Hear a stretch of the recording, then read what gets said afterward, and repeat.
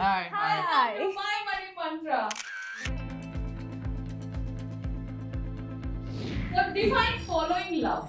So following love is the idea that whatever we are doing is not out of pressure. We are not doing it because somebody has put a gun to our heads. We are doing it because we genuinely love what we're doing, and that pushes us to give more than 100%. So how much did you invest on your first pilot episode?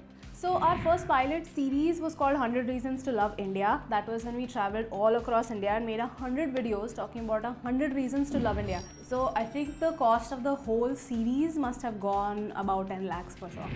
So who's called the shots in your channel? So if it's my idea, I have to pitch the idea to her and I have to convince her. And if it's her idea, then she has to convince me. So it's always like either you have to convince or get convinced, because if we can't convince our partner, then we won't be able to convince the audience as well. And can you explain your sources of revenue from YouTube? So YouTube as a platform, there are offers us the regular ad revenue. Then we have another source called memberships, which is on YouTube. So people who want to support the channel can become members. They can join our YouTube channel, get a few perks, and that's another source of revenue that comes from YouTube as such. Apart from that, generally for creators, they can earn money from merchandising or selling courses or doing brand deals and endorsements.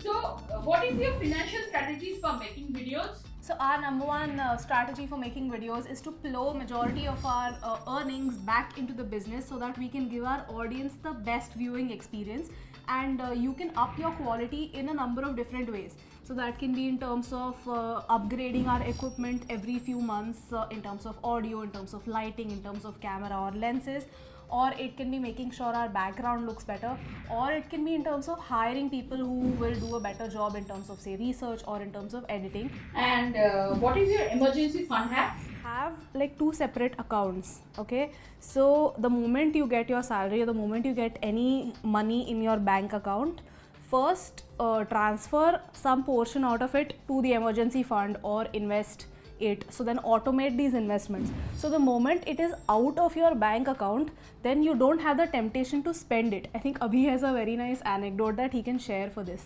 about your first earnings. So creators make this mistake a lot, that whenever they start earning, they suddenly see a lot of money rolling in, and because they have spent so much money on content for so long without any money coming in, what they do is the first thing they do is spend it on luxuries. But the truth is, just because you have that much amount of money in your bank account, it doesn't mean that you can afford it.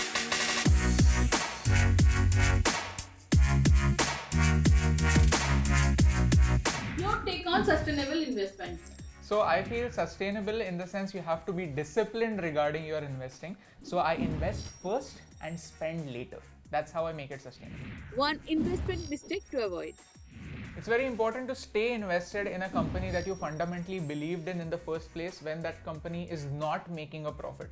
Because if you keep booking a loss just because you see your portfolio in red, then that means that you fundamentally did not believe in the company in the first place.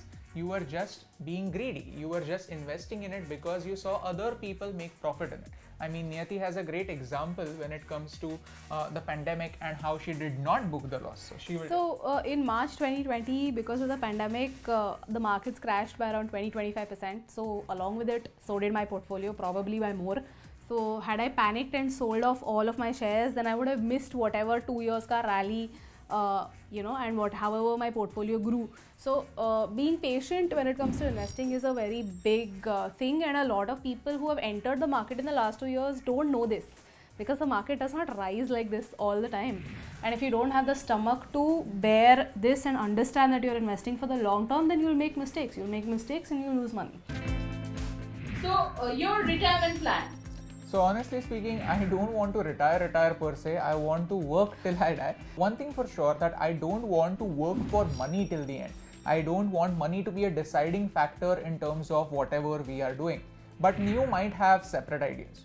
Retirement at any point of time in life means being in that position where you can choose to work if you want to, you can choose to take a break if you want to, you can choose to do whatever you want in life where you want to. So, would you rather invest in a house or experiences? Actually, this house that you see, it is my house. So I bought it when I was 22, and now because I have paid off all the loan over here, I can proudly say that yes, I have a house in Mumbai and I can afford it. So house is already done. So now whatever money we have, we will spend it on experiences and also on making lives of people around us better. And what is your money mantra? So my money mantra is to be open and frank about the money that I have, the work that I'm doing, whatever I'm earning, where I am spending. So that is my money mantra. So my money mantra is money is a great servant but a terrible master. So money should never dictate what you do in your life and what you can't do in your life.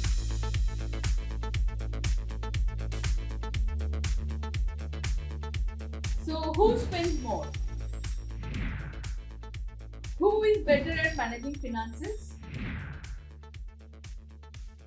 She is luckier in terms of finance. And who is better in decision making? And who is more creative? Who writes better?